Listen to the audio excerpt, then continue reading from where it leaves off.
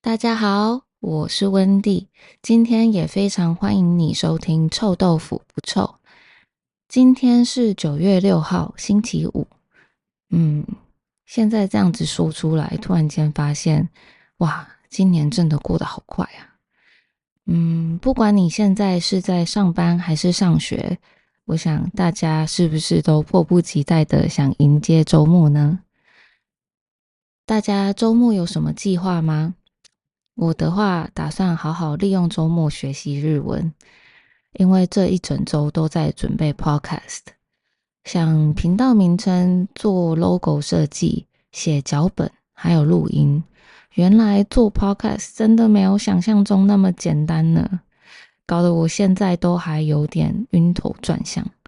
所以这个周末一定要好好补充一下能量，专心学习。好，那话不多说，我们赶快进入今天的主题吧。我想收听我节目的朋友，可能有些人来过台湾，或者正在学中文，准备来台湾。如果你来过台湾，或许已经逛过夜市了，不知道你有没有在夜市里闻到一种很特别，不是那么好闻的味道。没错，这个味道的主角就是臭豆腐。我是台湾人，既然节目的名称也和臭豆腐有关，那今天臭豆腐不臭正式的第一集就想和大家介绍这道台湾的经典小吃，让大家更了解它，或许甚至会喜欢上它。想让大家喜欢臭豆腐，是不是太天真了呢？对很多人来说，臭豆腐独特的味道很强烈，有点难以接受。臭豆腐独特的味道是来自于豆腐发酵后的结果。发酵就是英文的 fermentation。不知道你们喜不喜欢吃发酵的食物呢？其实很多国家的食物中都有发酵食品。比如说韩国的泡菜、日本的纳豆、美国的酸黄瓜、德国的酸菜。发酵的食物通常有点酸酸的，然后会带有刺鼻的味道。这样想的话，也或许更容易理解臭豆腐为什么有如此特别的味道。对我来说，臭豆腐是一种家的味道，我非常喜欢它。但在国外生活的时候，臭豆腐很难买到，也不容易自己做，所以想吃的时候也吃不到，让我非常想念。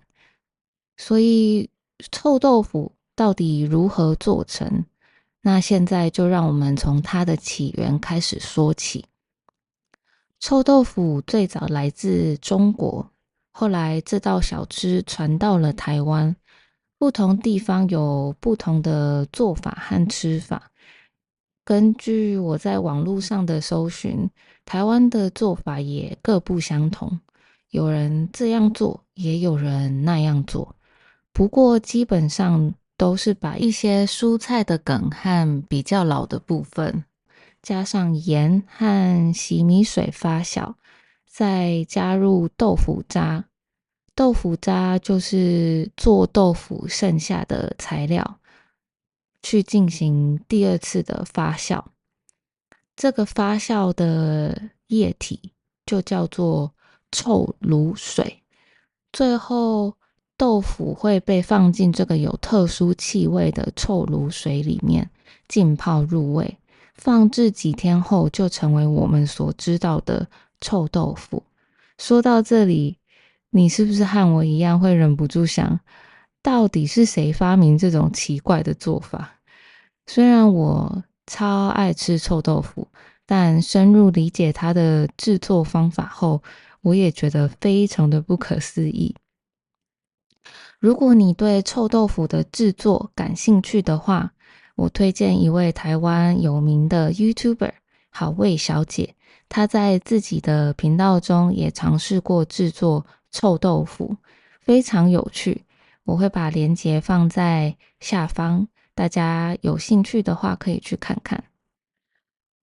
我还记得第一次吃臭豆腐是小时候在外婆家，当时外婆家附近有一台每天下午固定出现的臭豆腐车，那是一台卡车改装成的行动小吃车，还没有看到车子，就能先听到大声的台语广播：臭豆腐，臭豆腐，好食的臭豆腐。车子会停在住宅区的巷子里，想吃臭豆腐的人就会从家里出来排队买臭豆腐。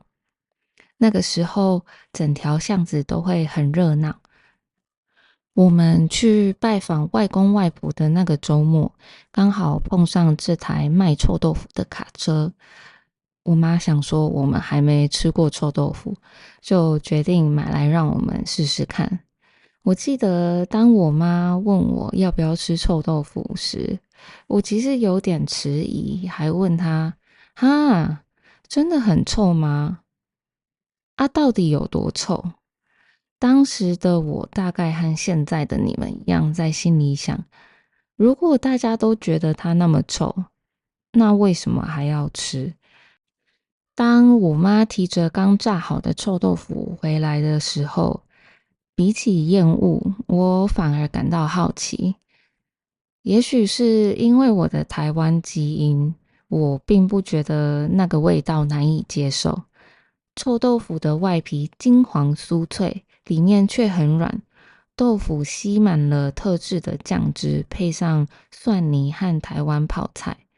台湾泡菜和韩国泡菜不一样哦，台湾泡菜是用醋和糖腌制做成的，所以味道酸甜，非常清爽。那个时候第一次吃到臭豆腐和台湾泡菜这个组合，我那个时候真的是一口接着一口，完全停不下来。在台湾，除了最常见的酥炸脆皮臭豆腐，还有许多不同的吃法，有炭烤臭豆腐、清蒸臭豆腐，甚至有臭臭锅，就是用臭豆腐做成的火锅。每个人喜欢的脆皮臭豆腐口感也不一样，有人喜欢把臭豆腐炸到里外都酥脆，先炸一次后切块。再回锅炸第二次，直到整个臭豆腐变成金黄色、硬硬脆脆的。但我比较喜欢炸的刚好外酥内软的臭豆腐，我觉得这种口感更有层次。接下来炭烤臭豆腐在台湾夜市也很常见，摊贩会把臭豆腐插在竹签上，涂上多层的烤肉酱，烤得酥脆后再切开，加入台式泡菜。炭烤臭豆腐因为烤肉酱的关系，味道其实比较淡。如果你怕臭豆腐味道太强烈，但是又想尝试的话，可以先试试炭烤的版本。至于清蒸臭豆腐，就是将臭豆腐放在汤汁里，这个汤汁可能是酱油的，或者带有麻辣口味的，然后再放进蒸笼，用蒸汽慢慢把它蒸熟。有人说清蒸臭豆腐保持了臭豆腐的原味，是最臭的一种吃法。如果想挑战一下嗅觉的极限，或许可以试试看清蒸臭豆腐。那我们一直在说臭豆腐，臭豆腐，还没有体验过的人可能一直在想臭豆腐到底是什么味道。大家有没有在网络上看过臭豆腐的试吃影片呢？很多人形容臭豆腐闻起来像腐坏的垃圾，或是闷在鞋子里一整天的脚臭。这样听起来好像很没有吸引力哦。我很喜欢臭豆腐，所以其实不太能认同大家这么说。虽然身为台湾人的我很喜欢臭豆腐，但也不是所有的台湾人都喜欢哦。几年前，台湾有摊贩因为臭豆腐太臭还被检举，最后甚至被罚款哦。当时环保局特别派了闻臭师去检查臭味，当时定的臭气标准是10，然后用这个来比较的话，夏天的汗臭味是20，瓦斯漏气是45，榴莲的话更是直逼100。那你们猜猜看，臭豆腐是多少？臭豆腐在当时是30，所以说比汗臭还强，但不如瓦斯味或榴莲那么夸张。此外，有一个日本媒体也曾测量过世界上最臭的食物，由日本的发酵学家小泉武夫先生利用一个特殊的仪器来测量食物的臭味强度。你们觉得超级臭、很受不了的臭豆腐，其实不是最厉害的哦。臭豆腐在所有的竞争者中排名第10，在它前面的还有日本的纳豆、韩国的发酵鱿鱼，最臭最臭的第1名则是瑞典的盐渍飞鱼。听到这里，是不是觉得臭豆腐的臭其实也没有那么夸张？那你们吃过最臭的食物是什么呢？有没有试过臭豆腐？如果有的话，欢迎在下面留言和大家分享你的体验。好，那今天的 podcast 就到这边告一段落。不知道大家有没有听得开心，喜不喜欢这样的主题呢？如果有其他有兴趣想听的内容的话，也欢迎大家寄信投稿哦。以上是臭豆腐不臭，我是温蒂，祝你们有个美好的周末，拜拜。